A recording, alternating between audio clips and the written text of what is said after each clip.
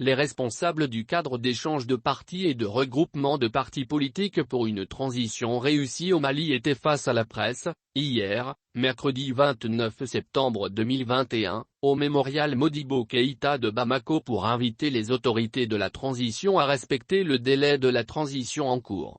Selon ce collectif de partis et de mouvements politiques composé de plus de 70 partis politiques, le non-respect du délai de 18 mois à un parti à la transition contenu dans la charte de la transition en son article 22 sera l'échec des autorités de la transition. D'ailleurs, ces partis politiques menacent de prendre la rue en cas de non-respect du délai de la transition. S'il faut prendre la rue, pourquoi pas ? Si nous usons de toutes les possibilités démocratiques et qu'on se rend compte qu'en face nous n'avons pas un démocrate, nous allons finir par utiliser les mêmes moyens qu'eux, nous sommes des Maliens comme eux, a souligné Mekassoum Tapo, membre du regroupement. Cette conférence de presse était principalement animée par DR Bokari Treta du RPM, en présence des autres membres du regroupement comme PR Siemoko Sangaré, Mekassoum Tapo, PR Younous Amei Diko, et Ladji Baba Haïdara Dissandi. Dans une déclaration liminaire lue par le conférencier, DR Bokari Treta, les partis et regroupements politiques du cadre pour une transition réussie au Mali expriment leur attachement au succès de la transition pour le bien du peuple. Dans cette déclaration, DR Treta a mis l'accent sur le respect du délai de la transition pour assurer le retour rapide à l'ordre constitutionnel normal, le chronogramme électoral et les réformes politiques et institutionnelles, l'organe unique de gestion des élections, OUGE, la tenue des assises nationales de la refondation, ANR. Selon lui, la majorité des partis et regroupements de partis politiques n'a pas participé ou n'a pas été invitée à la table ronde de validation des termes de référence, TDRS, des assises nationales de la refondation et l'organe unique de gestion des élections, tenues les 24, 25 et 26 septembre 2021. Il a précisé que certaines organisations de la société civile se sont tout simplement vues refuser l'accès à la salle.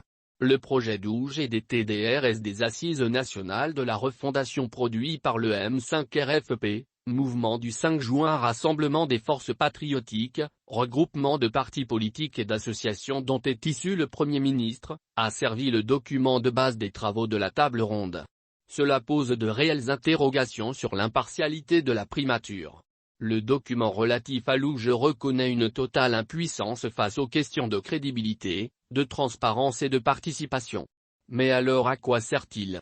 L'irréversibilité proclamée de l'OUGE par le Premier ministre, la non-inclusivité dans l'organisation des assises nationales de la refondation, le chronogramme électoral inadapté et les réformes politiques et institutionnelles irréalistes sont autant d'indices qui présagent le non-respect du délai de la transition, a-t-il dit.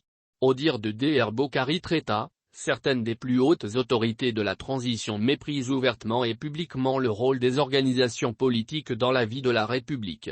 Pour lui, ces autorités exposent devant les micros de médias internationaux les raisons d'une prorogation éventuelle de la transition alors qu'au même moment elles annonçaient sur la tribune des Nations Unies le respect du délai de cette même transition.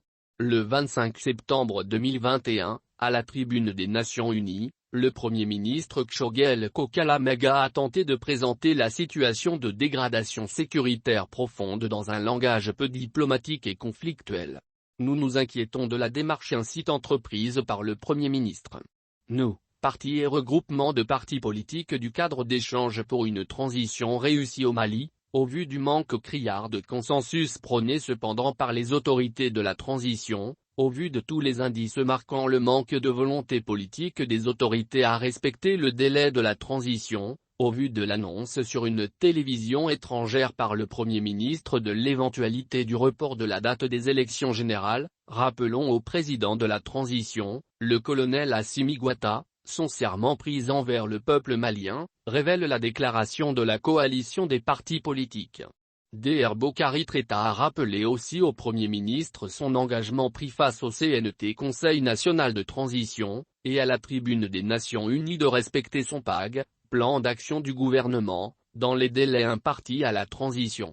Nous rappelons que le non-respect du délai de 18 mois à un parti à la transition contenu dans la charte de la transition en son article 22 sera l'échec des autorités de la transition. Nous rejetons l'organisation des assises nationales de la refondation de l'État qui sont coûteuses et inopportunes. Nous rejetons le type d'organe unique de gestion des élections envisagé au forceps par le Premier ministre.